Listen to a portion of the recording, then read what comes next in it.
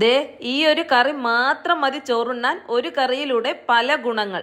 1.5 പിടി മൂങ്ക് ദാൽ അഥവാ ചെറുപയർ പരിപ്പെടുത്ത് നന്നായിട്ട് കഴുകി കുക്കറിലേക്ക് ഇട്ട് കൊടുക്കാം.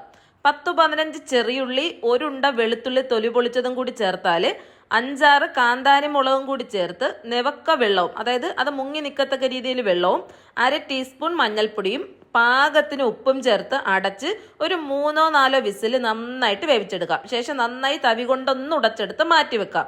മിക്സിയുടെ ജാറിലേക്ക് 1 പിടി തേങ്ങയും 1/2 ടീസ്പൂൺ ചെറിയ ജീരകം അഥവാ നല്ല ജീരകവും കൂടി ചേർത്ത് കുറച്ച് വെള്ളം ഒഴിച്ച് നല്ല മഷി പോലെ അരച്ചെടുത്ത് അതും മാറ്റി വെക്കാം. ചട്ടിയിലേക്ക് 3 ടേബിൾ സ്പൂൺ വെളിച്ചെണ്ണ ഒഴിച്ച് ആവശ്യത്തിന് കടുക് പൊട്ടിച്ചതിന് ശേഷം 2 മുളകിട്ട് പൊട്ടിച്ച് ഇഷ്ടാനുസരണം മുരിങ്ങയിലയോ ചീരയിലയോ ചീരച്ചേമ്പിലയോ പാലക്കിൻ്റെ ഇലയോ ചേർത്ത് ഇളക്കി കൊടുക്കാം. കൂടെ ഉടച്ച പരിപ്പും അരച്ച അരപ്പും ചേർത്തിളക്കി ഒന്ന് ചൂടായി കഴിഞ്ഞാൽ സ്റ്റൗ ഓഫാക്കാവുന്നതാണ്. തിള വരുന്നതിൻ്റെ തൊട്ട് മുൻപ് തന്നെ സ്റ്റൗ ഓഫാക്കണം. ഇല്ലാന്നുണ്ടെങ്കിൽ വെള്ളം കിട്ടാനുള്ള ചാൻസ് ഉണ്ട്.